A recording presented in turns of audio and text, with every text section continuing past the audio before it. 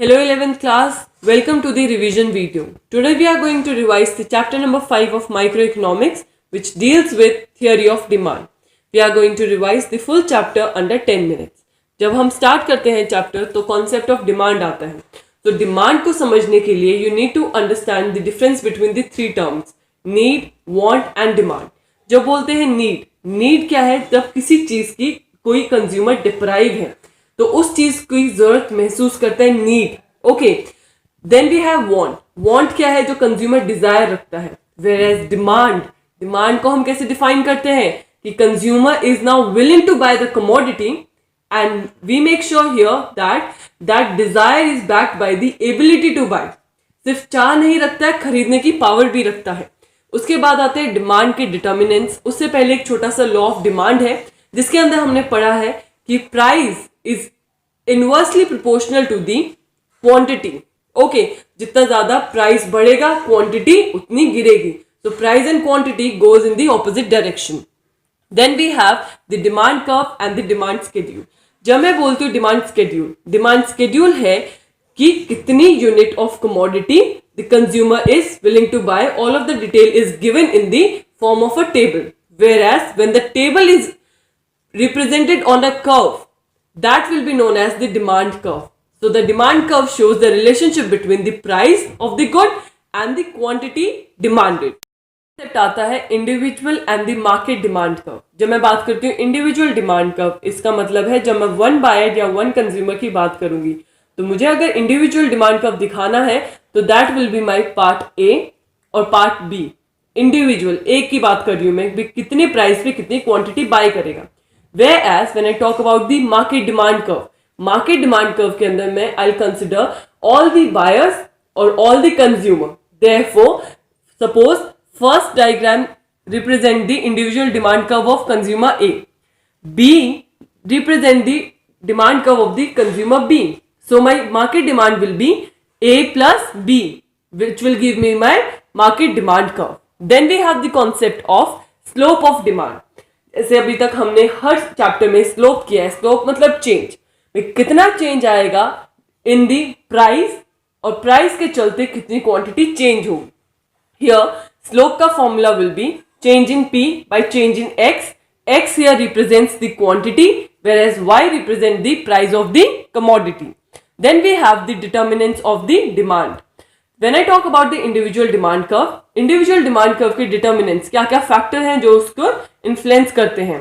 So the individual demand curve is the function of price of the own good, price of the related good, income of the consumer, taste and preference and expectation. Whereas market demand curve इन सारे factors को तो consider करेगा ही, बल्कि यहाँ दो चीजें और add हो जाएंगी. नंबर 1 पॉपुलेशन साइज और the number of the buyer plus distribution of income. Then we have the law of demand. It says other things remaining constant, there is an inverse relationship between the quantity demanded and the price of the commodity. ये मैंने आपको अभी video की starting में भी बताया था. Law of demand क्या होता है कि जितना प्राइस इंक्रीज होगा उतनी ही quantity demanded of the commodity will decrease. Price and quantity goes in the opposite direction. Then we have the basic assumption for the law of demand. Number 1 is no change in the income. Second, no change in the size and the composition of population, no change in the price of the related good, no change in the consumer taste and preference, no expectation of price change in future, and no change in the climatic condition. Then we have the demand curve. As we all know, the demand curve slopes downward. वो left to right नीचे की side आता है. Downward sloping का क्या क्या reason हो सकता है? Number 1 income effect है. Second, substitution effect है. Third, law of diminishing marginal utility. Fourth, size of the consumer, and lastly, different uses of the commodity. Then we have the exception to the law of demand. Exception of the law of demand में हम तीन चीजों की बात करेंगे. Number 1, article of distinction, मतलब कुछ चीजें लोग पसंद करते हैं no matter उसका प्राइस क्या है, तो प्राइस इंक्रीज होगा तो डिमांड भी इंक्रीज होती है. Second, given good, and third, irrational judgment. And these are the reason why here the demand curve will slope upward. Usually वो downward आता है, लेकिन ये तीन रीजन है जिसकी वजह से ये exception of law of demand कहलाते हैं और यहाँ हमारा डिमांड का उल्टा जाएगा. Then movement along the demand curve and shift in the demand curve.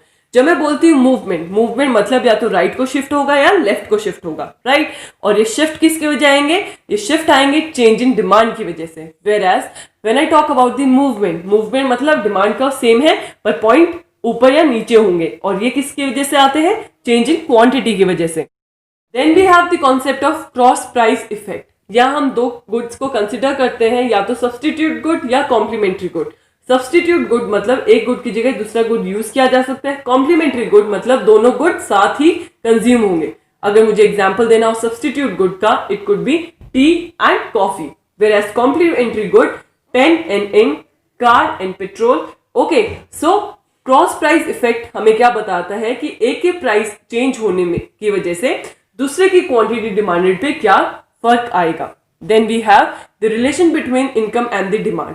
जब मैं बात करती हूँ नॉर्मल गुड, नॉर्मल गुड के केस में हमारा इफेक्ट क्या है, पॉजिटिव है। अगर इनकम इंक्रीज हुई तो डिमांड भी इंक्रीज होगा। Whereas when I talk about the inferior good, यहां मेरा इफेक्ट नेगेटिव है, मतलब इनकम इंक्रीज हुई तो डिमांड डिक्रीज होगी।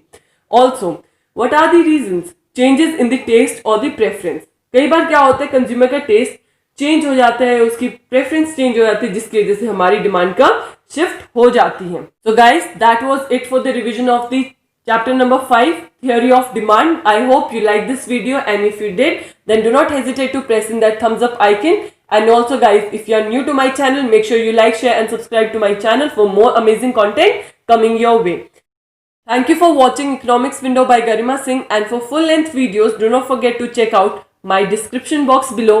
Link of all my videos are available there. Thank you once again.